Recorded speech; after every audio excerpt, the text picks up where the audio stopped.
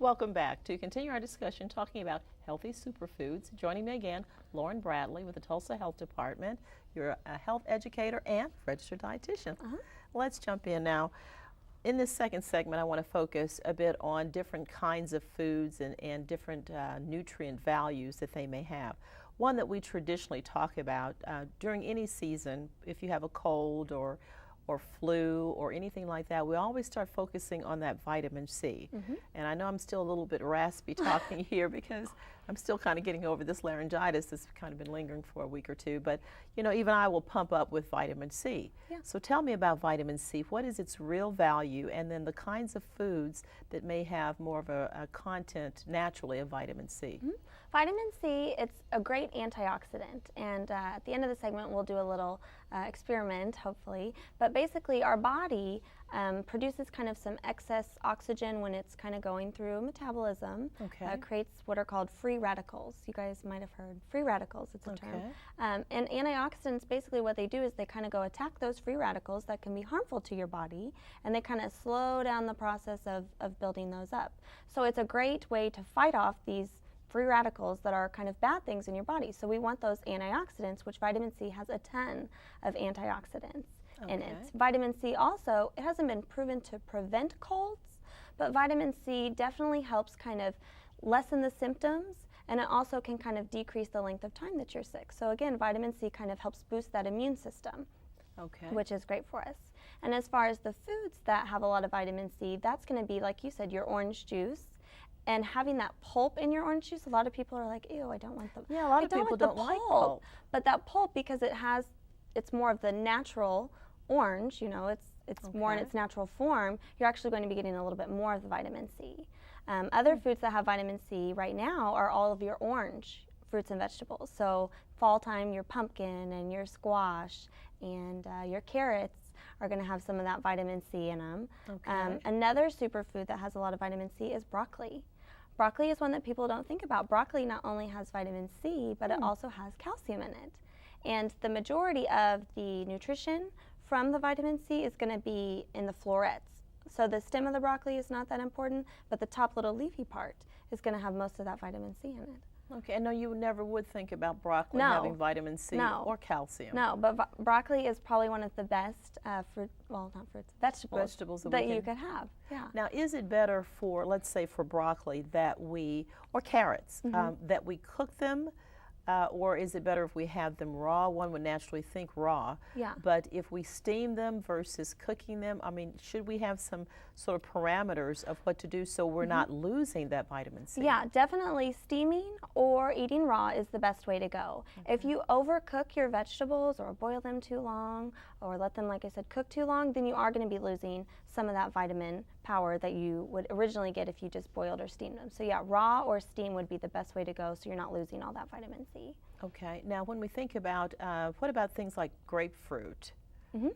Is that really rich and dense in vitamin C? Yeah, all of those citrus fruits, that's your citrus, tangerines, grapefruit, lemons, limes, all of those are going to have that high content of vitamin C. Now what about juices such as lemon juice and lime juice? Because many times when you maybe have an upper respiratory something, I know like for me, you know, I got the lemon juice and honey and heated the water and put that all in there, and it felt wonderful. It seemed like it was doing something right away. Now, was that my imagination, or was that really reality? Well, it may just be soothing in general, but that vitamin C again, I don't really know. That might just be, again, those antioxidants and the fact that it kind of might help reduce inflammation as well. That's what it exactly felt like it was doing. So vitamin C also does have that power to kind of help. Okay, so if we get it in a juice form, like lemon juice or lime juice, is that just as good as the lemon or the lime? Well, as long as it's not one of those juices that have 10 pounds of sugar added to it.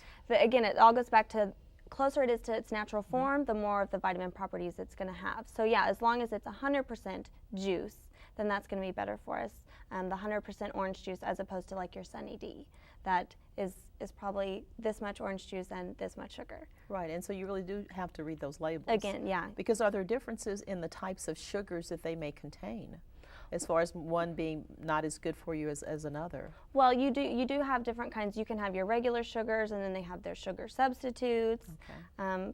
So again, when people are looking for the no calorie, like diet pops, whatever, again, have your sugar substitutes, which have been rumored to, maybe they can cause cancer. No studies have exclusively proven whether or not they're horrible for you, but as much as you can minimize added sugar, the best. Okay. Is honey one of those sort of natural sugars?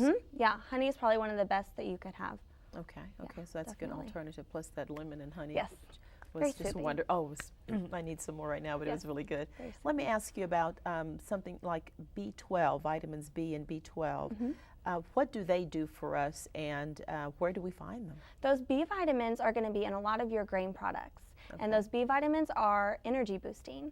So those are going to be great for us as far as just, when we're tired and we're sick and we're run down, or just in general. A lot of times people, when they go on the Atkins diet or the low carb diet, they're going to be missing out on a lot of those B vitamins, and they might have some reduced energy because, again, we get those from our carbohydrates, our grains, our pastas, etc. So those B vitamins are very important just for everyday energy. Okay. Now, is it a difference in the type of grains, or say with breads, the white bread versus the wheat bread? I mean, there's all kinds of breads out there. Yeah.